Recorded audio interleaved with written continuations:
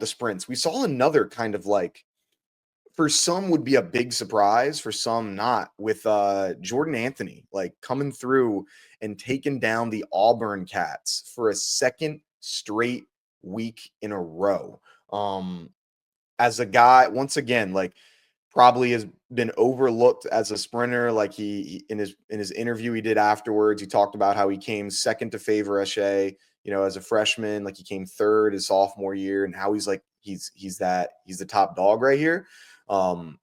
Where what were your thoughts on seeing him getting this big win against two of the best in NCAA history that Auburn really had, and taking their lunch for a second time? I'll put it like this. Point blank period, that was not supposed to happen. This guy just came off a full fucking football season, getting tackled, knocked around, wearing pads, cleats, and switching sports 2 months 2 months ago, literally. And he goes and wins a national championship and an SEC championship. That's not supposed to happen. Name me, chat, name me one other person that's ever done that, ever. I don't think that's ever happened before. He's not supposed to do that. This kid is incredible. Like, I'm really looking forward to his outdoor season for the 100, but congrats to Jordan Anthony. Like I said, I've known Jordan Anthony for years. He was my recruit at LSU. He's a cool kid, to himself kid, really, really just, humble and good person. So for him to do that, man, it's special. 6'4", he's crazy. Yeah, I don't think anyone's done it where gone from football to winning indoors. I know that Devin Allen did it with outdoors. Like he won football. I don't think he did it in the indoor thing, because he was about to be the first person to win a national championship both in track and in football in the same season. But they came in second at the national championship. They lost to, what was it, Ohio State, something like that. I can't remember. I think it was. Or it was FSU. I think they might have lost to FSU. Oh, Florida State, yeah, with Jameis, J-Bo. Jameis here. Yeah, that was the fun fact. That was my quote. My senior year quote was a Jameis Winston quote back in high school. It was like, I say, you strong. I say, I strong if you strong. And then, okay, we strong then. So let's go. So fun fact. That was my senior year quote back then. What was your senior year quote? Yeah, my senior. Well, first of all, your senior year quote, to be Jameis Winston, that aged tremendously. Not in the way that we probably would have thought, but it aged tremendously. Yeah. And my senior year quote was a Michael Jackson quote.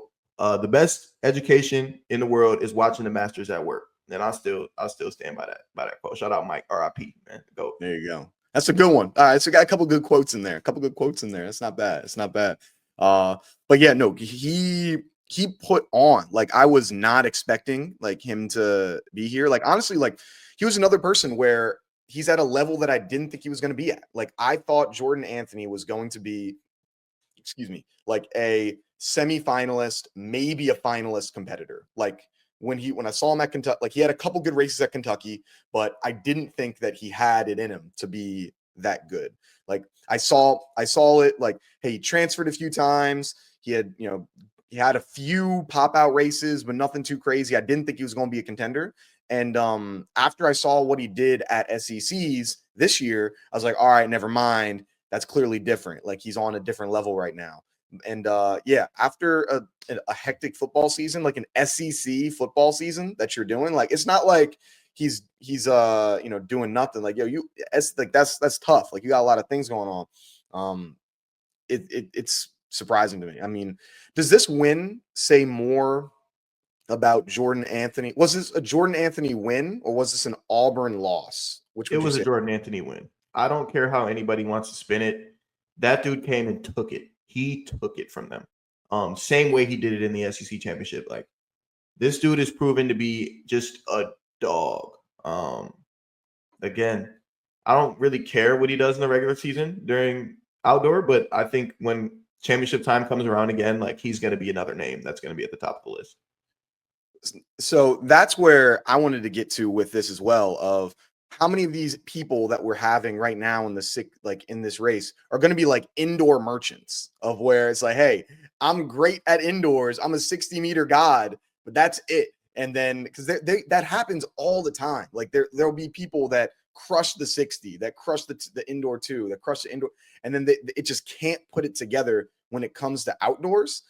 Like, I've seen, like, we've seen this in the indoor races for him. I still, like, I need to see something outdoors from him. Like, I can't remember exactly what his personal best is, but I don't know. I need to see some more stuff from him, at least 1 or 2 good races outdoors. Cause like I've seen the 60 and that's great, but you still only about halfway done that race outdoors, man. We need more. And obviously you proved me wrong this year. I wasn't a believer. But I feel like I still need to see a little bit more before I can stamp him on that. Absolutely. Like the sample size is obviously very small.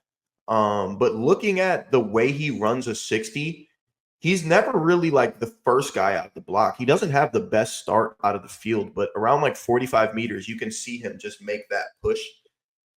So hopefully that running style translates to outdoors where he gets an extra 40 meters to really, really, extend that top end speed. So I think it will translate well, but time tells all.